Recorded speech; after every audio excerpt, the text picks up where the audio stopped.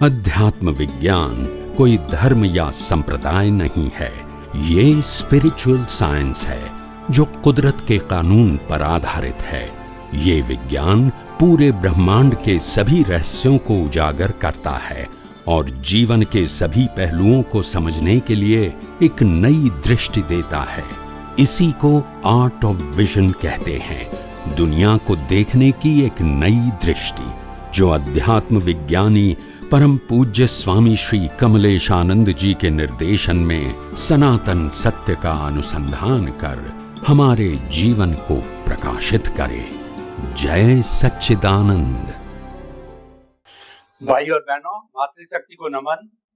Studio में क्रमबद्ध सत्संग चल रही है, सिस्टमैटिक तरीके से चल रही है और मुझे लग रहा है कि आपके जो दिमाग में और हृदय में उठने वाले प्रश्नों का समाधान आपको मिलता जा रहा होगा। हर व्यक्ति यही समझ रहा होगा कि ये मेरे प्रश्न का समाधान है, क्योंकि जो ज्ञानी पुरुष होता है, अनुभवी पुरुष होता है, वह सनातन सत्य के माध्यम से जो उत्तर देता है वो सर्वग्राही होता, सबके लिए होता है, उसमें तेरा मेरा नहीं होता है। संपूर्ण मानव जाति के लिए, संपूर्ण ब्रह्मांड के लिए है, प्राणी मात्र के लिए वो होता है। इसीलिए ऐसे अनुभवी पुरुष को प्राप्त करके हम कृत धन्य हुए और आपके प्रति स्वामी जी समस्त श्रोताओं की तरफ से धन्यवाद साधुवाद करते कहते। स्वामी जी, एक बहुत बड़ा कॉन्सेप्ट है दृश्य, दृष्टि और दृष्टा।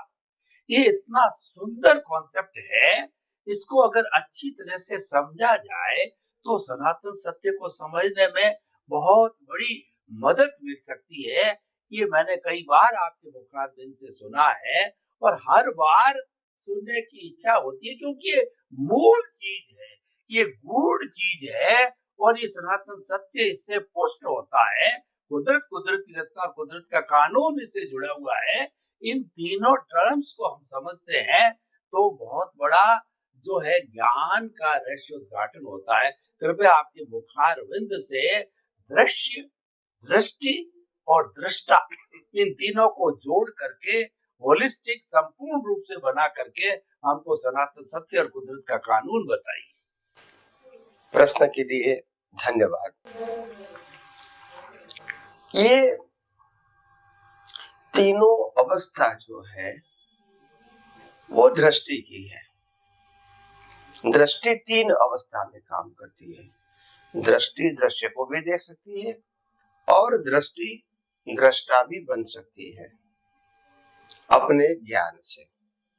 वो भी दृश्य का ज्ञान भी ज्ञान है और दृष्टा का ज्ञान भी ज्ञान है, और तीनों ज्ञान प्रतिष्ठित आत्मा में हो सकता है as per the level of understanding।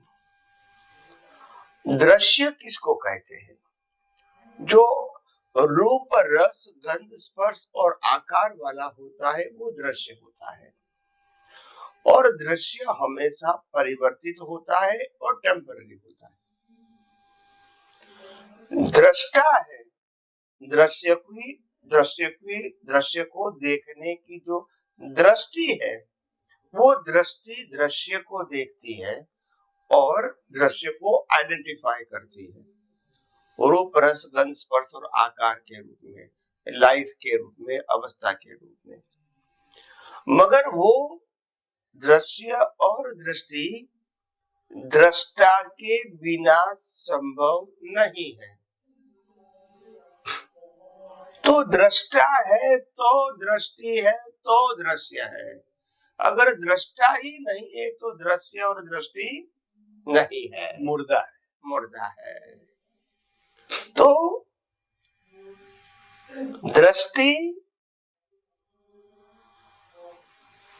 दृश्य और दृष्टा। दृष्टा मूलतः आत्मा को बताया गया, दृष्टि मूलतः अवस्था को देखने जानने वाले को बताया गया, और दृश्य कुदरत ने बनाई हुई अवस्था को बताया गया। ये तीन कैटेगरी हो गई। अभी वो अध्यात्म के साथ इनको कैसे जोड़े? ये तो तीनों का मैंने वर्णन किया, तो कि दृष्टि जहां तक दृश्य की ही वैल्यू करती रहेगी वहां तक संसार में भटकना ही है।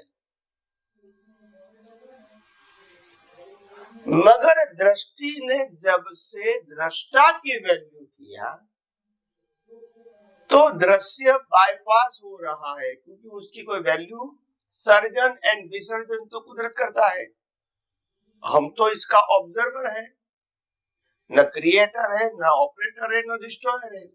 मगर अज्ञानता के वश ये दृष्टि ने दृश्य की अवस्थाओं की वैल्यू किया था, इसीलिए राजद्वेष हुआ और चारों गति में घूमता रहा जन्म मरण के चक्कर में। मगर वो दृष्टि जब दृष्टा में पड़ी, यानी वैल्यू ऑफ प्योर सोल, जब समझ में आ गया कि ये दृश्य और दृष्टि भी दृष्टा के अधीन है, तो वैल्यू तो किसकी है? दृष्टा की। और दृष्टा है तो दृष्टि और दृश्य है।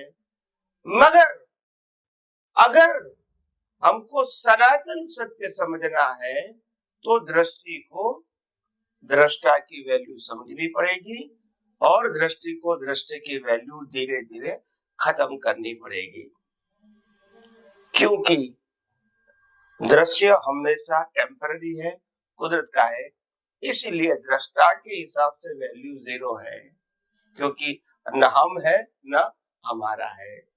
और दृष्टा खुद चेतन है, खुद अविनाशी है, खुद परमानेंट है, तो इसकी वैल्यू कभी 0 नहीं कर सकती है, नहीं कर सकते हैं।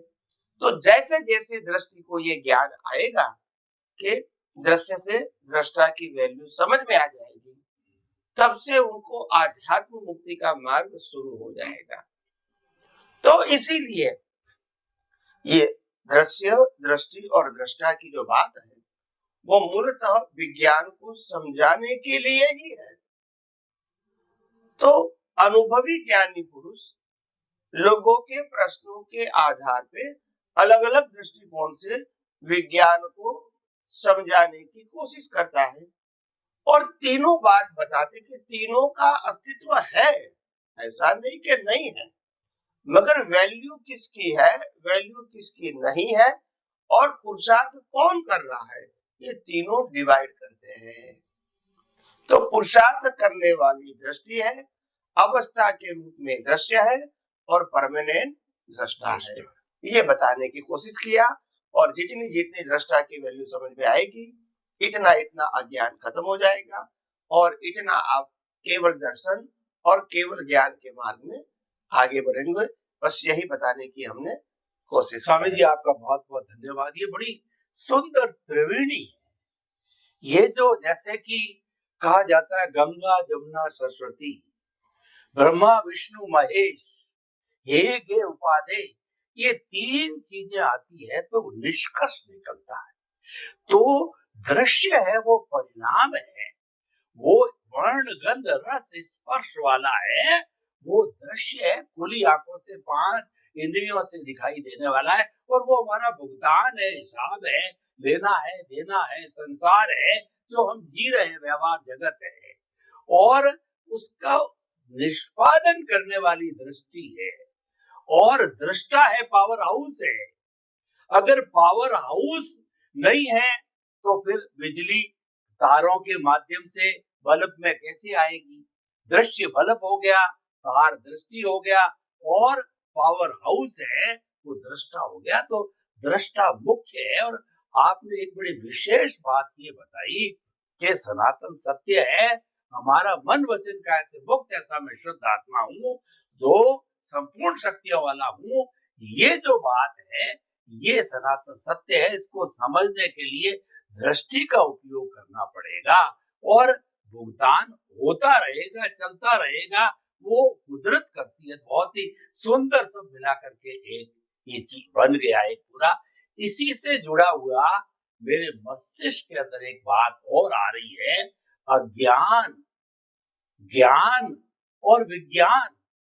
विज्ञान मुक्ति की ओर ले जाता है और ज्ञान है हमें अज्ञान भी तरफ ले जा सकता है, विज्ञान की तरफ भी ले जा सकता है। कुल धर्म की तरफ भी ले जा सकता है, मानव धर्म और आत्म धर्म तक भी ले जाए, तो सेंट्रल पॉइंट है। तो कृपया अज्ञान क्या है, ज्ञान क्या है, विज्ञान क्या है, ये ज्ञान विज्ञान कब बनता है और ज्ञान अज्ञान कब बनता है, इस पर आपकी ये पूरी पुस्तक भी है।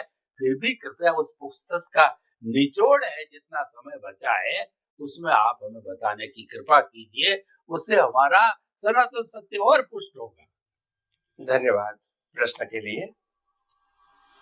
मैं आपको दो बातें बताने की कोशिश करूंगा, ज्ञान अज्ञान और विज्ञान, दूसरा ज्ञेय ज्ञान और ज्ञाता। पहले हम समझने की कोशिश करते हैं कि ज्ञान अज्ञान और विज्ञान क्या है।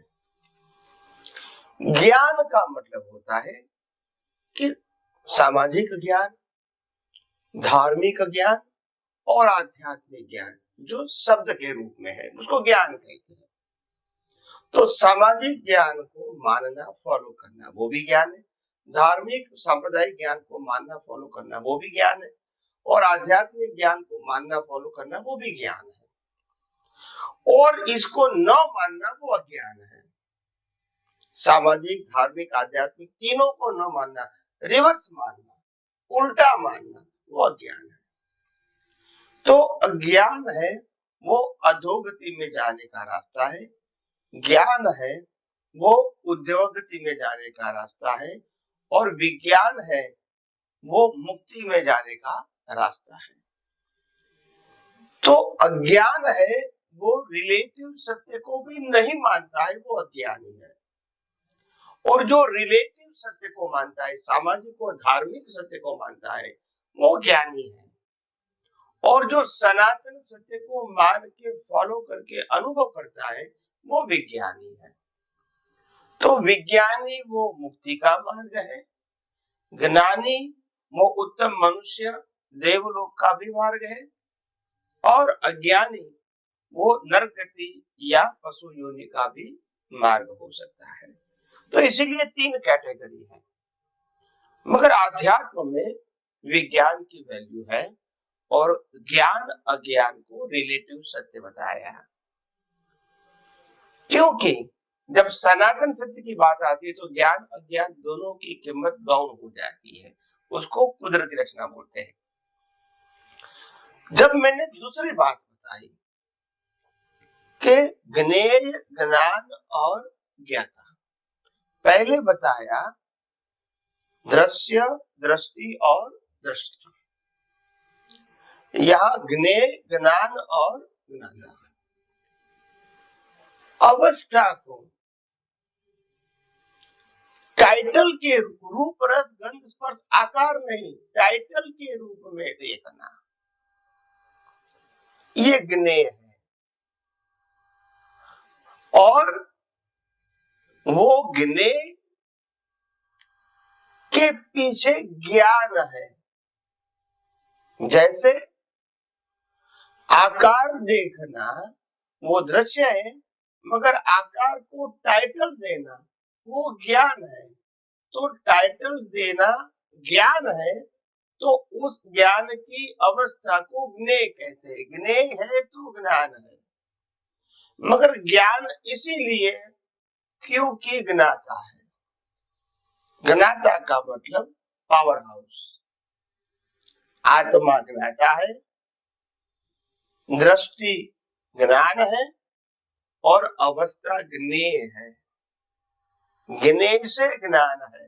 हिंदी में कहते हैं ज्ञेय ज्ञान और ज्ञाता, ज्ञेय ज्ञान ज्ञाता। यस।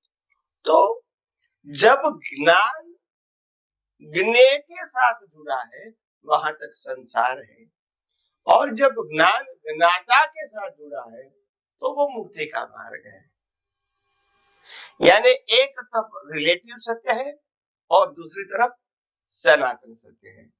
अगर रिलेटिव सत्य के साथ जुड़े हुए होंगे तो चारों गति में पाप पुण्य से घूमना है, और वो ही ज्ञान सनातन सत्य से जुड़ गया तो वो मुक्ति के मार्ग में आगे बढ़ेगा। तो कहने का काफी सिंपल अर्थ है कि चाहे दृष्टि की बात करो, चाहे ज्ञान की बात करो, जहां तक दोनों में रिलेटिव सत्य है तो चारों गति में घूमना है, और सनातन सत्य की दृष्टि हो गई तो आप मुक्ति के मार्ग में आगे बढ़ सकते हो।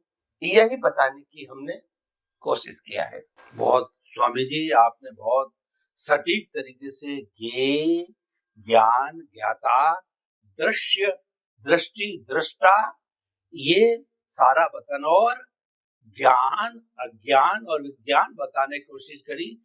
तीनों का अंतर संबंध है, तीनों एक ही है।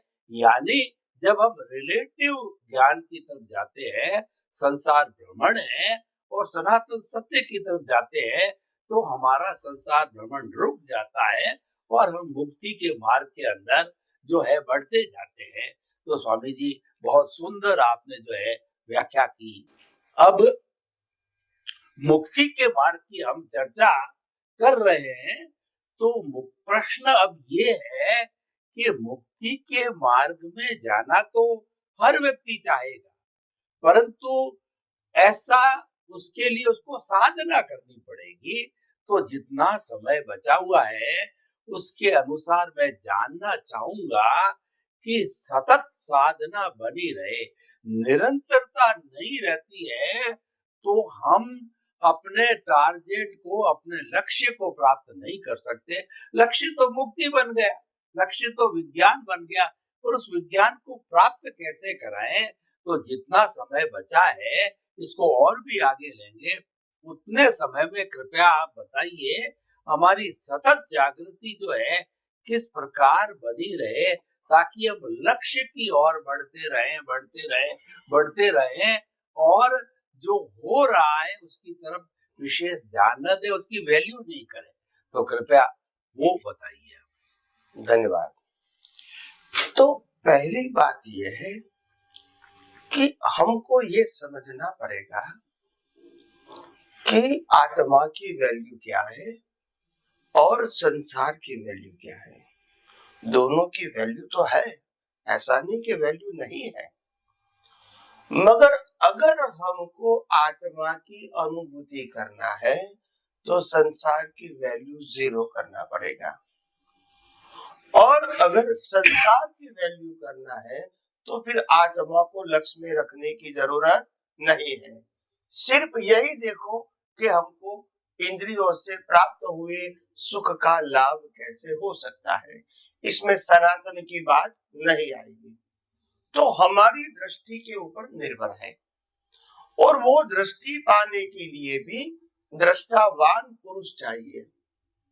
अगर वो हमको सामाजिक और धार्मिक देने वाला है, दृष्टि देने वाला है, तो हम संसार में संसार को समझ सकते हैं और पाप पुण्य को समझ सकते हैं, और चारों गति में हम घूम सकते हैं।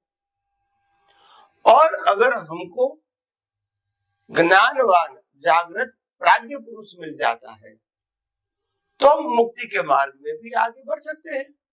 मगर मुक्ति के मार्ग में आगे बढ़ना मतलब संसार की सभी अवस्थाओं की वैल्यू 0 करना, स्लोली, एकदम से नहीं। तो कहने का मतलब ये, और आत्मा की वैल्यू तो सनातन है, वो कभी एंड होने वाली नहीं है। तो ये दृष्टि के अंदर एक तरफ संसार है और एक तरफ आत्मा है।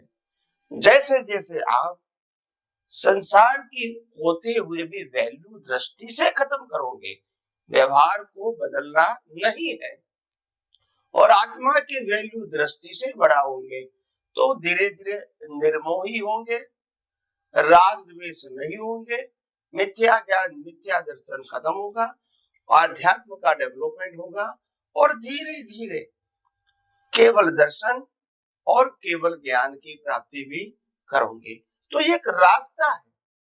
तो ये रास्ते में सतत आंतरिक जागृति की कीमत है। संसार में बाह्य जागृति की कीमत है, इंद्रिय ज्ञान की कीमत है, आध्यात्म में सनातन सत्य की कीमत है, आत्मा की कीमत है, कुदरत, कुदरती कानून और कुदरती रचना की कीमत है। तो इसीलिए आध्यात्म मार्ग में आगे बढ़ने के लिए ये सब बातें समझनी बहुत जरूरी है। और हम आगे बढ़ भी रहे, हम आगे एपिसोड में और भी आध्यात्म विज्ञान की बात करते रहेंगे। स्वामी जी, आपका बहुत बहुत धन्यवाद। सतत जागरूकता के लिए आपने हमारे को एक थंब रूल दिया कि आप वैल्यू, इंटरेस्ट और इंटेंशन क्या है। अगर आत्मा की वैल्यू और इंटरेस्ट और इंटेंशन है तो निश्चित तौर से मुक्ति है। और आपको जो देहाध्यास की वैल्यू, इंटेंशन और इंटरेस्ट है तो भ्रमण करना पड़े। बहुत सुंदर आपने एक हमारे को सूत्र दिया। आपके समझ श्रोताओं की तरफ से आपको बहुत बहुत धन्यवाद। साधुवाद करते जय सच्चिदानंद। जय सच्चिदानंद।